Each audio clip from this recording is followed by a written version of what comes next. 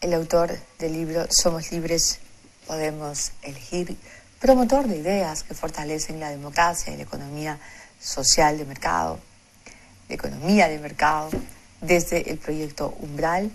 Está con nosotros Mario, bienvenido. Gracias por estar aquí, felicitaciones. Muchas gracias, Cecilia, buenas noches, un placer estar aquí. Es realmente un gran esfuerzo que has logrado poner en blanco y negro para instruir e influir, sobre todo a los jóvenes. ¿Has pensado en los jóvenes cuando has editado este libro? Sí, en principio habría que decir que esta es una iniciativa ciudadana con la participación de varias personas, ¿no?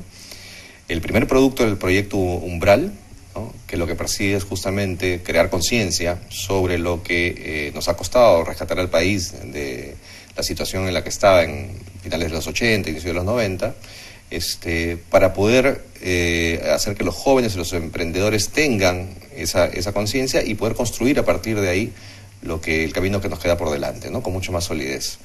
Los jóvenes son fundamentales en el sentido de que no tuvieron, felizmente, las vivencias de esas épocas de terror, ¿no?, de depresión, de angustia, ¿no?, pero que sí tienen que saber de dónde venimos para poder proyectarnos mejor, ¿no? Uh-huh. ¿Y a dónde nos debemos regresar? Especialmente. Cuando piensas en los jóvenes peruanos y piensas en los jóvenes venezolanos, en los jóvenes argentinos y en sus futuros, ¿no te da la sensación de que es un perro que se muerde la cola? Bueno, definitivamente yo recuerdo, por ejemplo, familia mía que se fue saliendo del país hacia Venezuela o Argentina, ¿no?, donde había mejores oportunidades hace apenas unos 15 años, ¿no?, o 20 años, buscando un futuro mejor porque el Perú no era capaz de dárselos, ¿no? Hoy nosotros estamos aquí en el Perú y los jóvenes quieren quedarse en el Perú. Sin embargo, para ver lo frágil que son por decisiones políticas incorrectas los procesos en distintos países, hoy Argentina y Venezuela, ¿no?, están viviendo una situación similar a la nuestra de hace 20 años, ¿no? Entonces, cuando vivíamos en apagón. Exactamente. El apagón era por dentro y por fuera, ¿no? La procesión iba por dentro y por fuera. Totalmente. Uh-huh, totalmente. Éramos una sociedad que no veía luz, éramos una sociedad a la que no se le prometía futuro, ¿no? Estábamos pensando en el día siguiente, no solamente por el tema de la violencia, ¿no?, también por el tema de la hiperinflación, con escasez, con miseria, haciendo colas por 1 kilo de azúcar, llevando a la familia a comprar al supermercado, ¿no?, o a los mercados, ¿no?, con las alacenas vacías, viviendo al día, ¿no? Entonces, bueno, de eso tenemos que acordarnos para saber que ahí no debemos volver, justamente, ¿no? Que ahí no debemos regresar. Entrevistaste a muchos de los personajes que hicieron posible cuajar este modelo, y a otros que tenían la memoria como para permitirte el camino, porque esto se anduvo, ¿no es cierto?, largo tiempo. Sí, el proyecto empieza hace 2 años más o menos.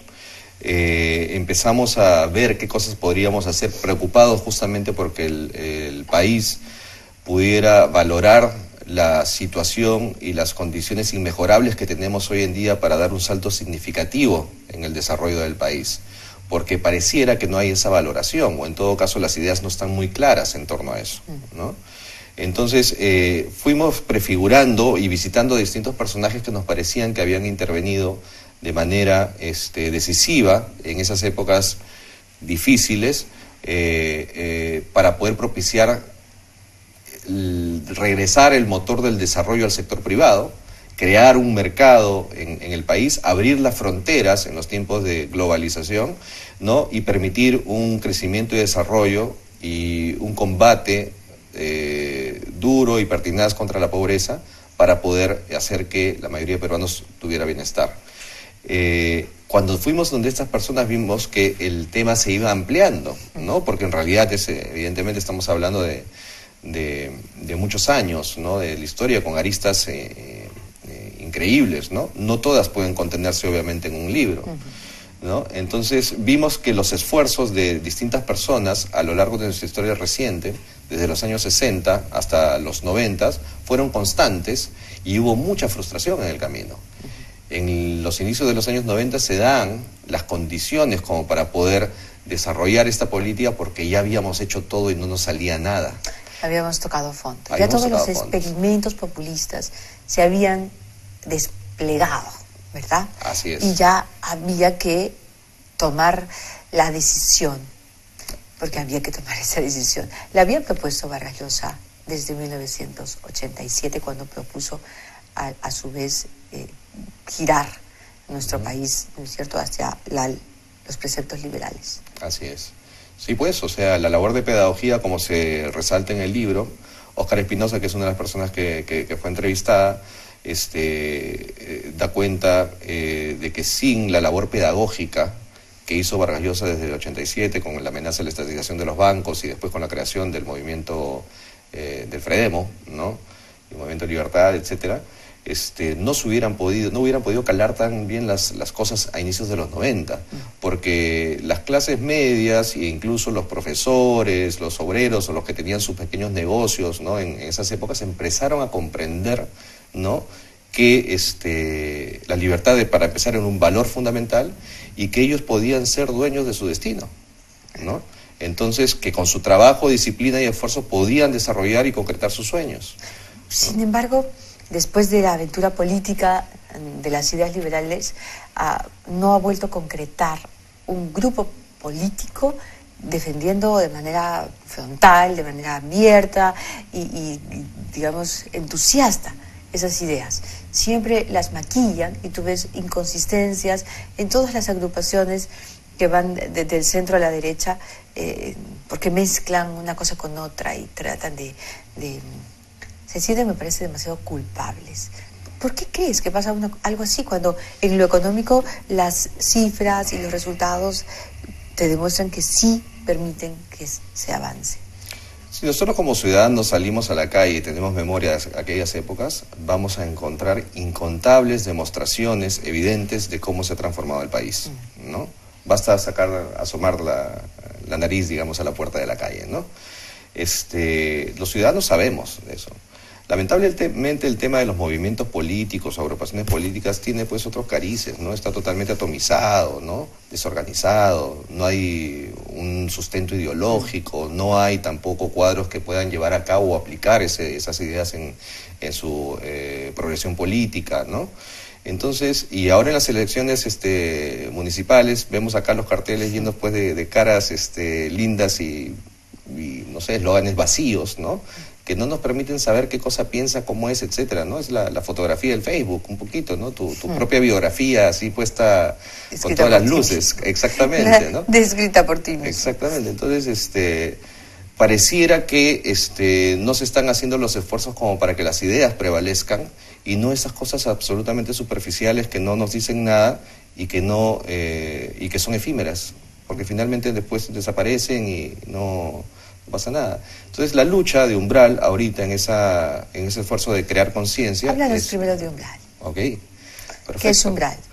Umbral es una iniciativa ciudadana preocupada por el desarrollo futuro del país y que pretende crear conciencia, principalmente entre jóvenes y emprendedores, sobre lo que nos ha costado rescatar al país, a los peruanos, ¿no?, lo que nos ha costado rescatar al país de una situación que ya hemos descrito hace un momento aquí en el programa, ¿no?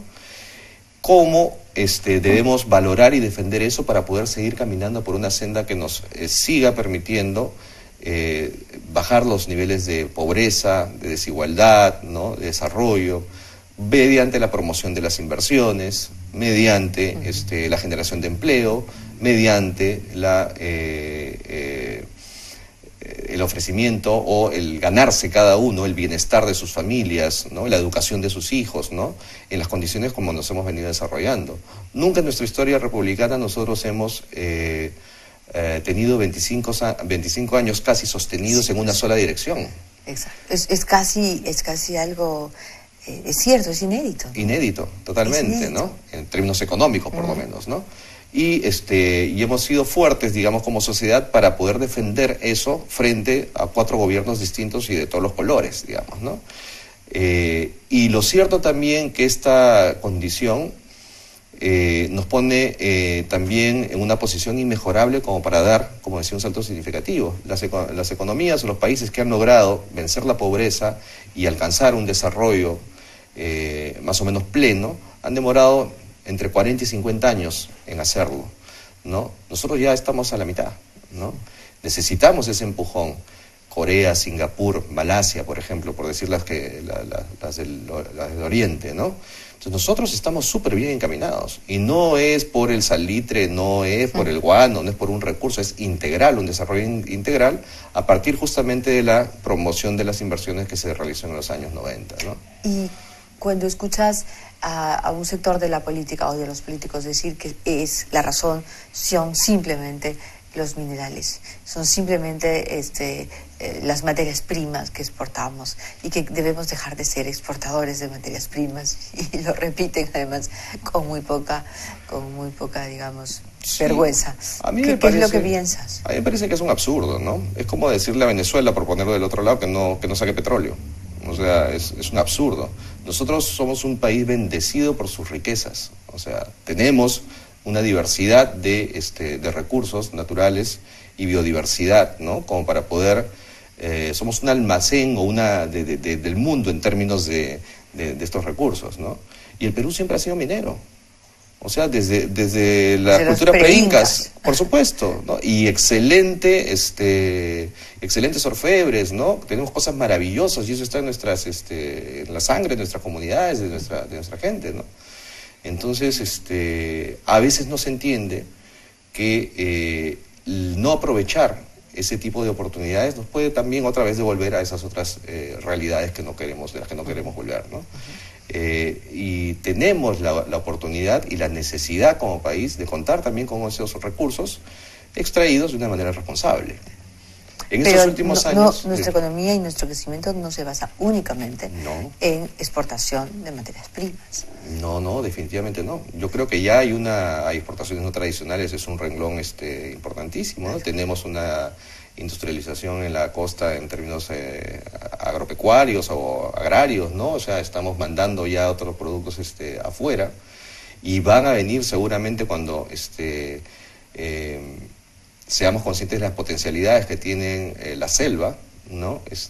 Para ofrecer al mundo cosas riquísimas, saludables, con propiedades médicas inclusive. Van a venir otros renglones seguramente que vamos a saber aprovechar.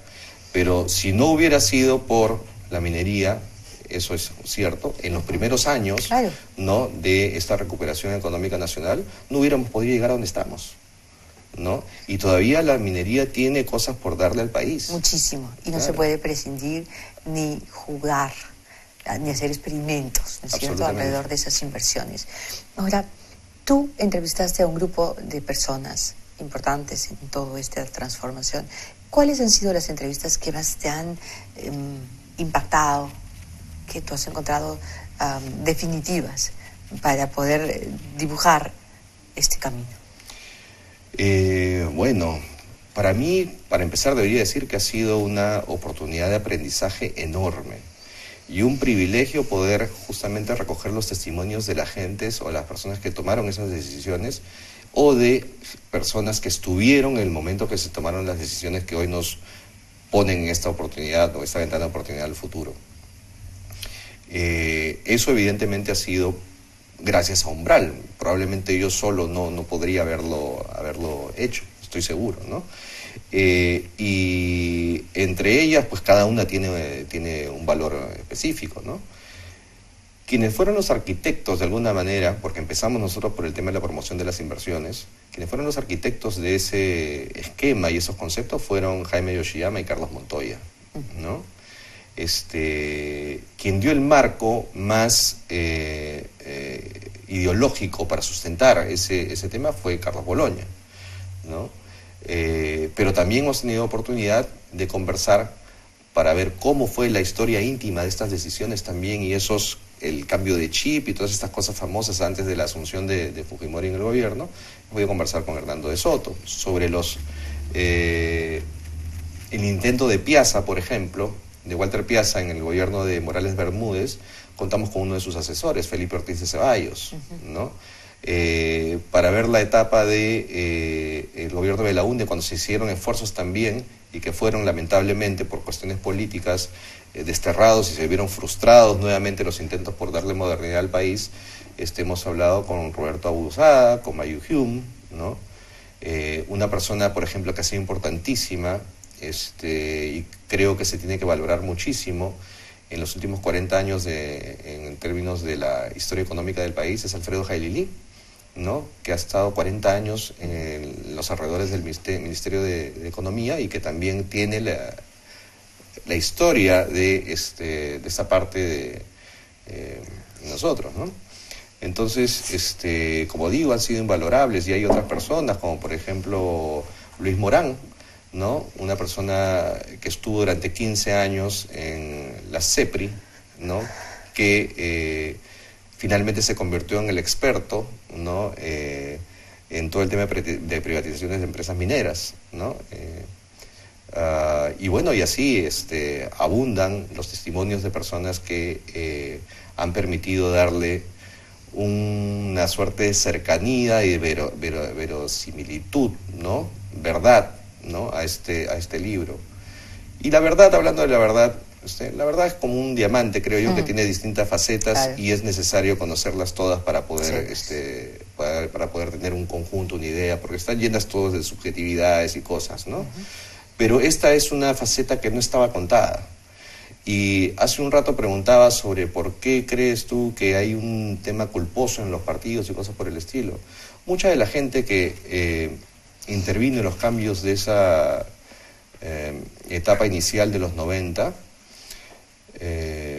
fue maltratada. Sí, pues. ¿No? Algunos evidentemente metieron la pata, pero los que vinieron del sector privado, o sea, a dotar de herramientas de gestión del sector privado al Estado para poder rescatarlo, no siguieron en la política. Se retiraron, ¿no? Hicieron su tarea y se retiraron, bueno. Y pero pese a eso, pese a ese aporte sustancial que podemos valorar ahora sí a la distancia, fueron maltratados muchos, ¿no? Y algunas de estas personas no habían hablado durante 20 años del tema porque ya estaban curados teóricamente. Sí, pues. Al momento en que yo me he podido acercar a conversar con ellos, han sido como un volcán, ¿no? Que han podido exteriorizar sus cosas. Y agradezco la confianza en realidad que han volcado justamente en mí para poder hacerlo, porque eso nos ha permitido aprovechar para de una manera cierta y emotiva poder plasmar las páginas en el libro, ¿no? ¿Entrevistaste también a Fritz Dubois? Tuve la oportunidad de entrevistar a Fritz. A Fritz mucha gente lo relaciona con Perú 21 o el comercio, pero no sabe que entre el 92 y el año 1997 fue el asesor principal en el Ministerio de Economía y Finanzas, por testimonio de algunos compañeros suyos de aquellas épocas, el que realmente hacía el trabajo de obrero, ¿no? El que realmente hacía que se movieran las cosas. Nunca sacó la cabeza y nunca tuvo un afán de figuración en ese sentido, ¿no? Entonces, no se conoce probablemente el esfuerzo y la disciplina en el trabajo que él dio en esos tiempos.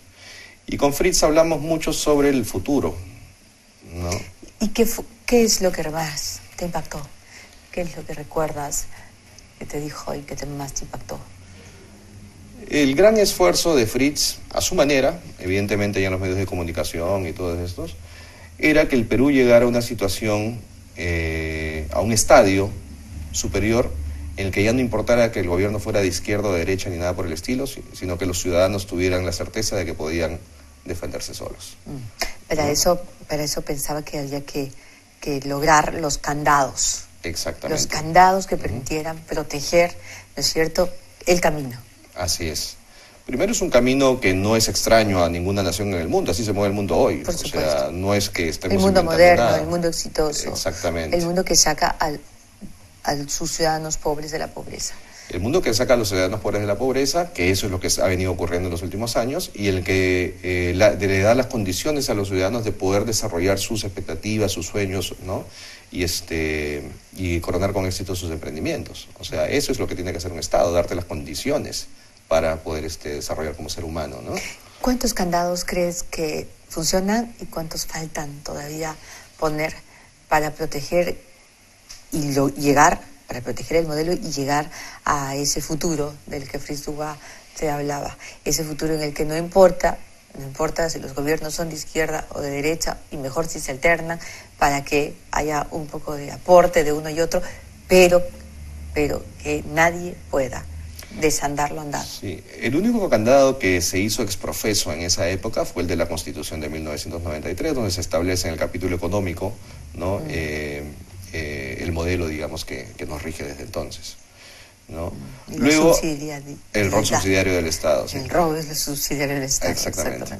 Es decir, el Estado que no es empresario ni se mete entre esas cosas que durante 22 años, desde el 68 hasta el 90 tuvimos, con un fracaso evidente de la economía y una ruina, digamos, del país, ¿no? No volver a eso.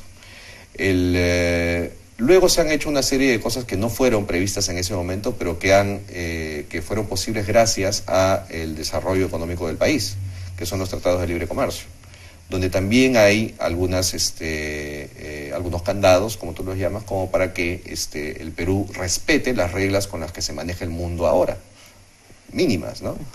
Entonces aquellos acuerdos que nosotros tenemos con las empresas de afuera, pues evidentemente están protegidos por esos TLCs, ¿no? Y se pueden denunciar en caso no se cumplan, ¿no? Como intervención del Estado y los típicos apetitos de los países populistas, ¿no? Entonces, ese es el otro. Y bueno, yo creo que en realidad la propia economía, el principal candado de la economía es que las clases medias se están engrosando y tienen, por ahora, ¿no?, una visión mucho más real y cercana de cuáles son los beneficios que un sistema les da, ¿no? Antes, en un país donde tenías, por ejemplo, hasta el 2004, después del tema reeleccionista absurdo en el que se metió Fujimori, donde se destapan todas estas cosas de la mafia, etcétera, hubo una recesión. En el 2004 recién el Perú recobra un ritmo de crecimiento y desarrollo. Entonces la pobreza estaba en 58.4%. Hoy está debajo del 24%, ¿no? Es impresionante, o sea... Que hayamos logrado eso. Que hayamos logrado eso, ¿no? En efecto. Entonces, y lo hemos hecho nosotros con sudor, ¿no? Lo hemos hecho con esfuerzo, con sacrificio, ¿no? Hay una parte, sin embargo, que continúa siendo una enorme deuda y que también tendría que batallarse por ella, y es la propiedad, ¿no? Defender el criterio, el concepto, pero también el hecho de ser propietario. La propiedad sigue siendo un cascarón, la cáscara de un huevo en el Perú.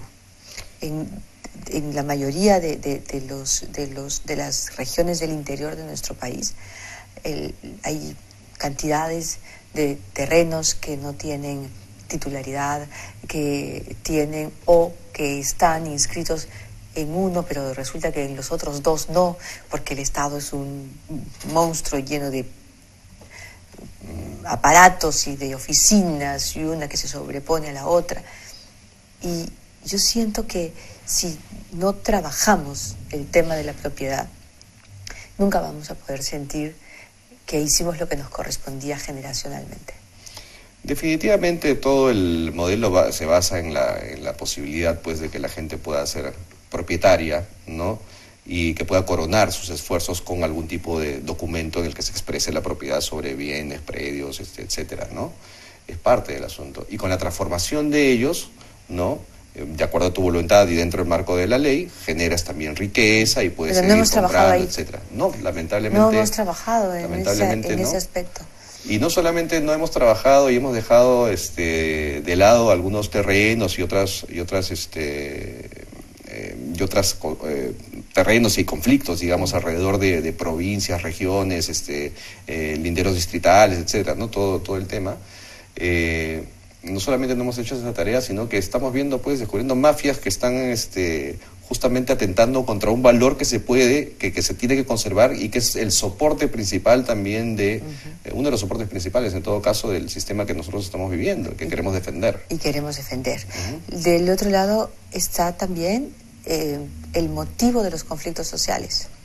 Porque si bien los conflictos sociales tienen una enorme influencia política y son impulsados muchas veces por grupúsculos y por ciertas ONGs que vienen financiadas del extranjero, también es cierto que el problema de la propiedad es el gran fantasma allí en medio de los conflictos frente a la inversión, ¿no? Porque al final de cuentas lo que los comuneros, lo que los nativos quieren y reclaman es poder negociar o participar de la negociación, y eso es algo que grupo tras grupo de actores políticos, de partidos, en fin, que toman el poder, se niegan a abordar.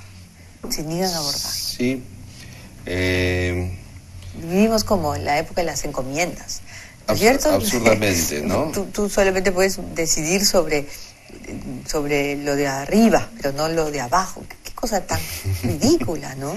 Absurdo, ¿no?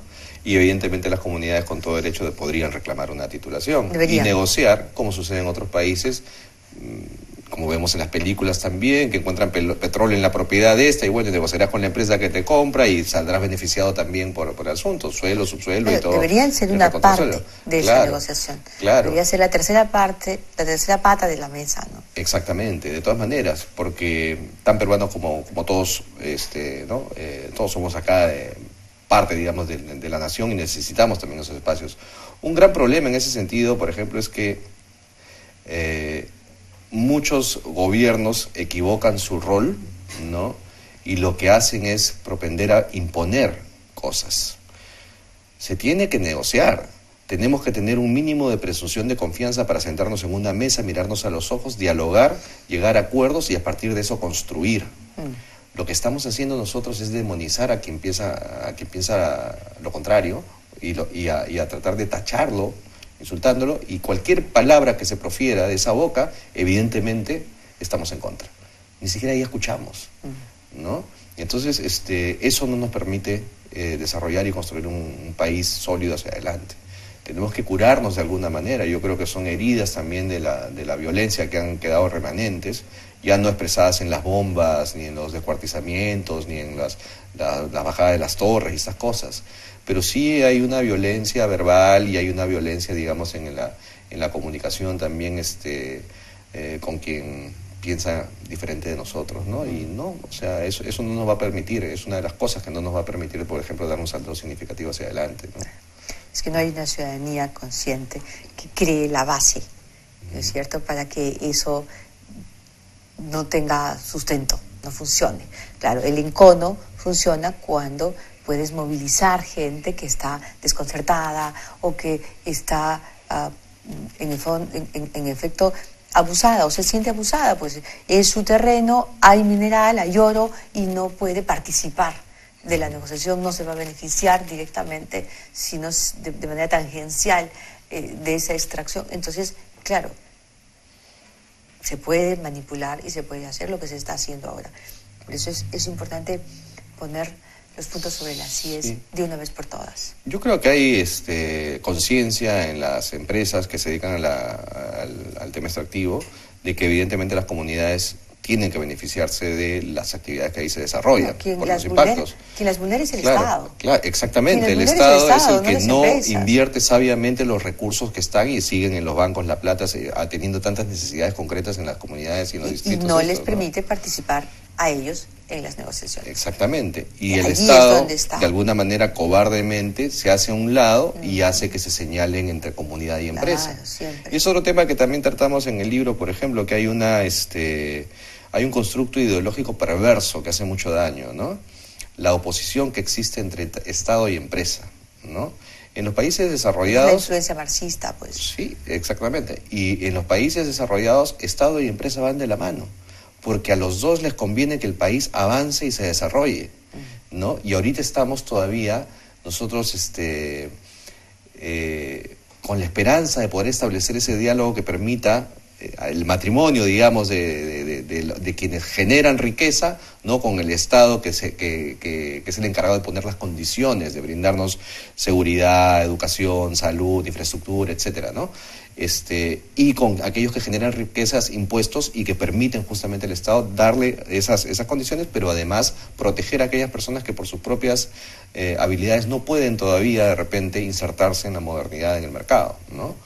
Entonces, mientras no tengamos esa posibilidad de poder hermanar, digamos, la dirección, un trabajo en equipo y una visión clara conjunta, nos vamos a atrasar todavía más o vamos a seguir desacelerando la posibilidad de futuro del país, ¿no? Exactamente. Estupendo el esfuerzo, bien logrado. El libro Somos Libres, Podemos Elegir es un libro que debe leerse sobre todo en las universidades, ¿no? Te agradezco mucho que hayas venido, Mario, y te felicito. Muchas gracias, Cecilia. Yo quiero hacer una invitación a tus televidentes. Por supuesto. Nosotros estamos haciendo el esfuerzo de divulgación del libro y estas ideas y estamos queriendo hacer participar a la mayor cantidad de gente a través de las redes sociales. En Facebook estamos bajo Umbral Perú, todo junto. En Twitter, @umbralp. Y estamos recibiendo con mucha cordialidad el interés de universidades que quieran poder establecer en distintas partes del país un contacto con nosotros y abrir el debate, abrir el diálogo, ¿no? Muy bien, muy buena propuesta. Gracias, Mario. Muchas gracias. Muchas gracias por venir. Vamos a hacer un corte y vamos a regresar con la noticia que ha alegrado, que ha alegrado nuestros corazones y enriquecido nuestras esperanzas el día de hoy. Vamos a volver con el Perú campeón. El Perú es el campeón mundial en la categoría sub-15 y abre, pues, como le decía, la esperanza de que en unos años esa generación nos permita volver a gritar gol peruano. Gracias a JJ Oré y a su equipo de campeones. Vamos a regresar para verlos cantar el himno nacional como campeones y para analizar la situación y aplaudirla. Volvemos.